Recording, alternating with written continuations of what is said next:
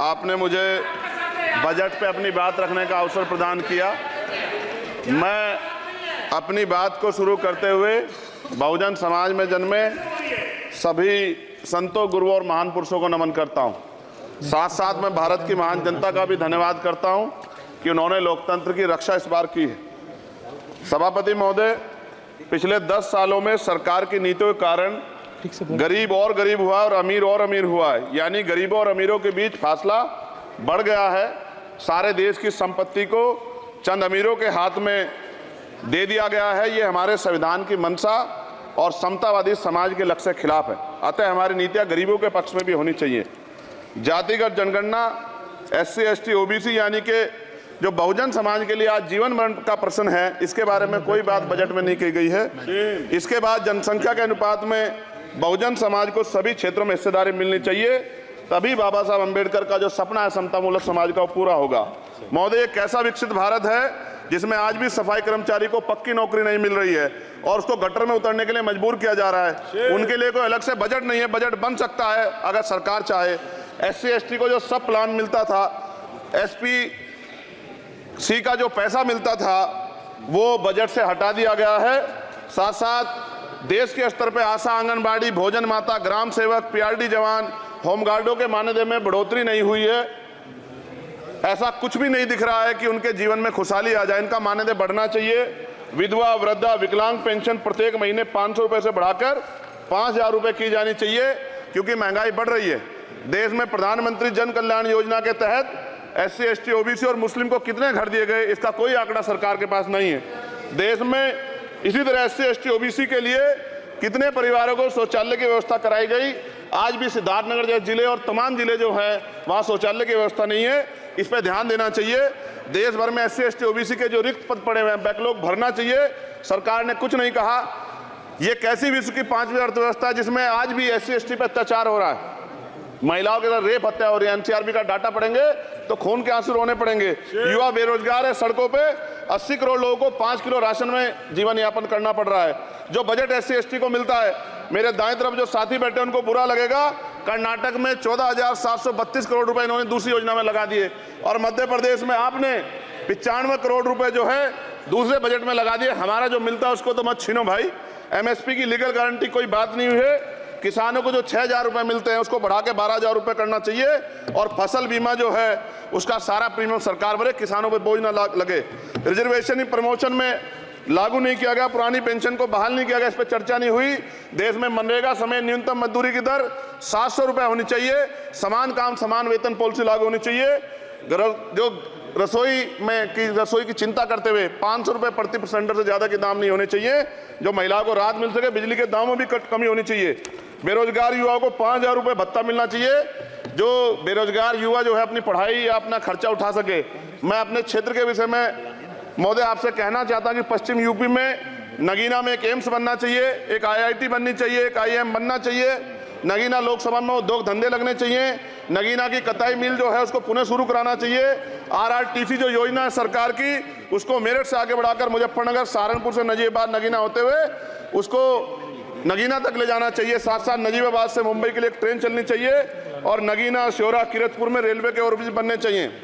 सभापति महोदय, सामाजिक न्याय मंत्रालय को 13,000 करोड़ रुपए दिए गए और जनजाति कार्य मंत्रालय को 13,000 करोड़ रुपए दिए, कुल 26,000 करोड़ रुपए, जो कुल बजट 48.20 लाख का लगभग 0.54% है। जबकि हमारी संख्या 25% से ज्यादा SC, ST की और बहुजन समाज की मिलाओगे तो 85% से ज्यादा है। और हमारे विकास के लिए सरकार 1% बजट 1% पैसा खर्च कर रही है, जो मिलना हमें चाहिए, जबकि मिलना में 25% चाहिए। ये ऊंट के मुंह में जीरा के समान है, कहावत हमने बहुत दिन सुनी थी। पिछले लंबे समय से हमारे साथ धोखा हो रहा है, लेकिन अब ये नहीं चलेगा। चंद लोगों की तराजू से देश के संसाधन नहीं बटेंगे। इस देश का बहुजन समाज बर्दाश्त नहीं करेगा।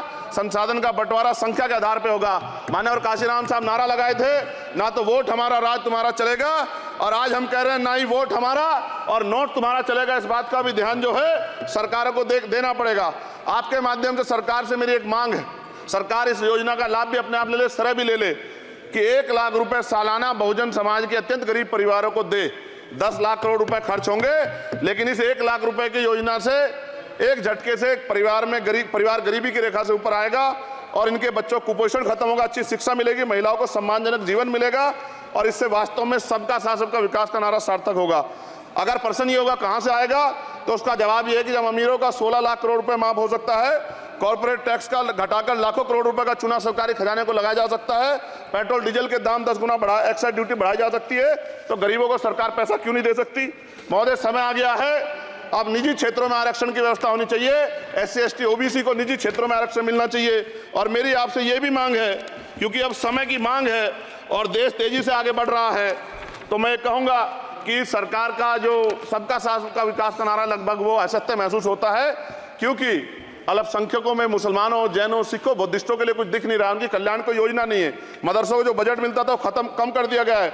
आर्थिक तंगी से लोग मर रहे हैं। इंटर्नशिप की बात हुई है, परमानेंट रोजगार नहीं है। और दिल्ली में क्या हुआ बच्चों के साथ कल, उनकी सुरक्षा की जिम्मेदारी क्या है? वो आए तो बनने थे IAS IPS और बन क्या गए, लाशें बन के गए। यहाँ से कोई ध्यान नहीं दे रहा है, किसी की नजर नहीं है। साथ साथ मैं आपसे ये भी आग्रह करूंगा कि हम ग्रामीण क्षेत्रों से आए लोग देश से बड़ा प्रेम करते हैं और हम ये महसूस करते हैं कि सरकारें हमें सुनेंगी, सरकारें हमारे बारे में सोचेंगी। लेकिन ऐसा महसूस हो जाता है आज़ादी के 75 साल बाद, और जिसको अमृत काल कहा जा रहा है, आज भी SC ST OBC के लोगों पर अत्याचार हो रहा है।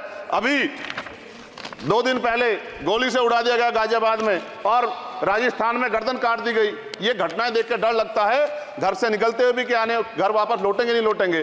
तो मेरा सरकार से आग्रह है, अगर आज़ादी के 75 साल बाद भी हमें हमारी हत्या हो रही है, तो हमारी मां को भी दर्द हुआ होगा जब उसने हमें पैदा किया हो, हमारी बहनों को भी हमारे खोने का दर्द होता होगा। कैसी कानून व्यवस्था है आपकी, सब कुछ है आपके पास, फिर भी जो है महिलाओं पर रेप नहीं रोक पा रहे हो, हत्या नहीं रोक पा रहे हो, गरीबों, दलितों, पिछड़ों, किसानों, मजदूरों की जान नहीं बचा पा रहे हो। किसान सुसाइड कर रहा है, नौजवान सुसाइड कर रहा है, और बड़ी बड़ी बातें होती हैं, इधर भी अच्छे लोग हैं, इधर भी अच्छे लोग हैं, लेकिन अच्छाई तब होगी जब जमीन पर भी कुछ काम दिखाई देगा। और जमीन पर महोदय कोई काम दिखाई नहीं दे रहा है। जब कोई योजना की बात आती है तो सरकार हमसे मुंह मोड़ लेती है। आप बताइए, एजुकेशन का बजट कम कर दिया, हेल्थ का बजट कम कर दिया। मैं अपने क्षेत्र में गया तो आप विश्वास कीजिए, डॉक्टर नहीं है, स्कूल में मास्टर नहीं है, और कोई भर्ती ऐसी नहीं जिसका पेपर लीक नहीं होता है। तो देश किस तरफ जा रहा है और इसमें नौजवानों का भविष्य क्या है, इसके बारे में हमें चिंता करनी चाहिए। और अंत में अपनी बात को खत्म करते हुए मेरा आपसे आग्रह और आपके माध्यम सरकार से आग्रह है कि यहाँ बाहर बाबा साहब अम्बेडकर की मूर्ति लगी हुई थी एक, वो करोड़ों लोगों की आस्था से जुड़ा विषय है, और आप विश्वास करो इतना गुस्सा है उसको लेके।